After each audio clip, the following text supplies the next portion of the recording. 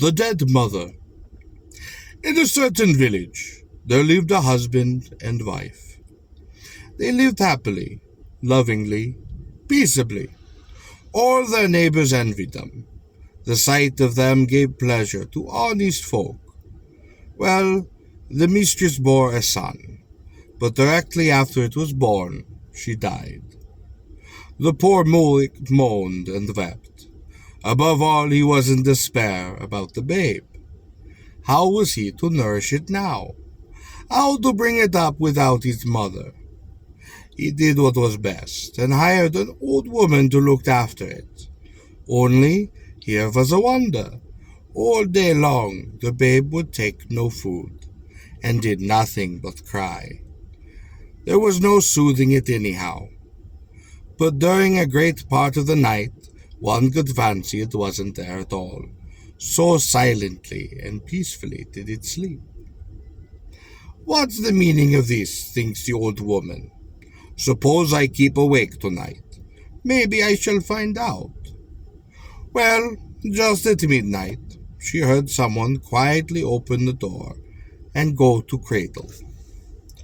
The babe became still, just as if it was being suckled. The next night the same thing took place, and third night too.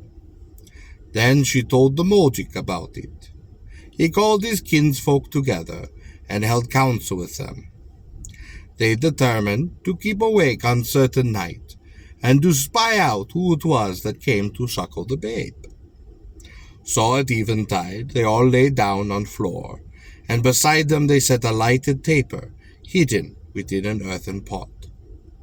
At midnight the cottage door did creak open. Someone stepped up to the cradle, and the babe became still.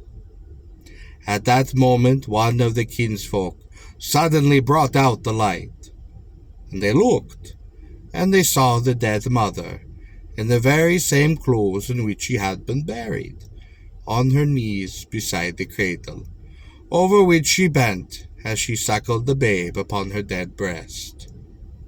The moment the light shone in the cottage, she stood up, gazed sadly upon her little one, and then went out once more of the room without sound, not saying a word to anyone. All those who saw her for a time stood terror-struck, and then they looked in cradle and found the babe was dead. The second story will serve as an illustration of one of the Russian customs with respect to dead, and also of the ideas about witchcraft, still prevalent in Russia. We may create for it the title, The Dead Witch. There was once an old woman who was a terrible witch, and she had a daughter and a granddaughter. The time came for the old crone to die, so she summoned her daughter and gave her these instructions. "My daughter, when I am dead, don't you wash my body with lukewarm water. Fill a cauldron, make it boil to its very hottest, and with that boiling water regularly scald my body all over." After saying this, the witch lay ill 2 or 3 days, and then died. The daughter ran round to all her neighbors, begging them to help her to wash the old woman, and meantime the little granddaughter was left all alone within the cottage. And this is what she saw there. All of a sudden there crept out from beneath the stove 2 demons, a big one and a tiny one. They ran up to the witch, and the old demon seized her by the feet, and tore away at her so that he stripped off all of her skin of one pull. Then he said to the little demon, "Take the flesh for yourself, and lug it under the stove." So the little demon flung his arms around the carcass, and dragged it under the stove. Nothing was left of the old woman but her skin. Into it the old demon inserted himself, and then he lay down just where the witch had been lying. Presently the daughter came back, bringing a dozen other women with her, and they all set to work laying upon the corpse. "Mommy," says the child, "they have pulled Granny's skin off while you were away." Oh, what do you tell by telling such lies? Oh, no, it's quite true, Mommy.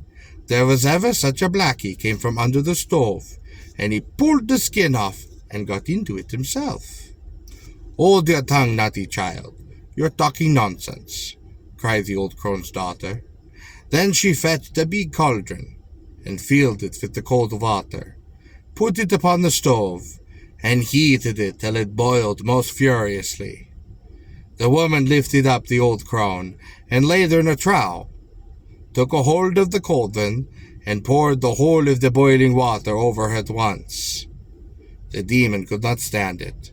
He leapt out of the trough, and dashed through the doorway and disappeared, skin and all. The woman stared. What marvel is this? They cried. Here was the dead woman, and now she is not here. There is nobody left to bury. The demon have carried her off before our very eyes.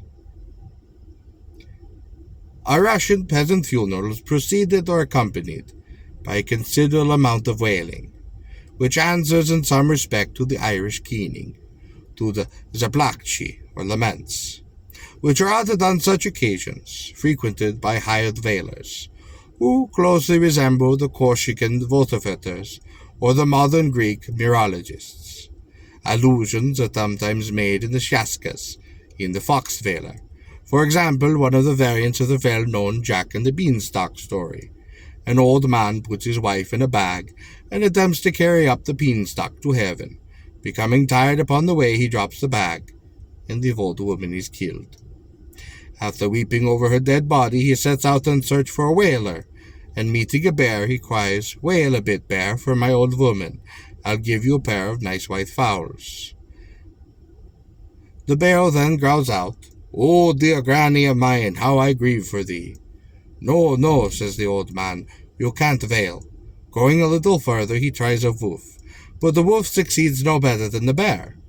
At last the fox comes by, and on being appealed to, begins to cry aloud, "Turu, Turu, grandfather has killed thee." A wail which pleases the widower so much that he hands over the fowls to the fox at once, and asks enraptured for that strain again. One of the most curious of these stories, which relate to a village burial, one in which is also the feeling with which the Russian villagers sometimes regard their clergy, and finds expression. But that story will have to wait for another time.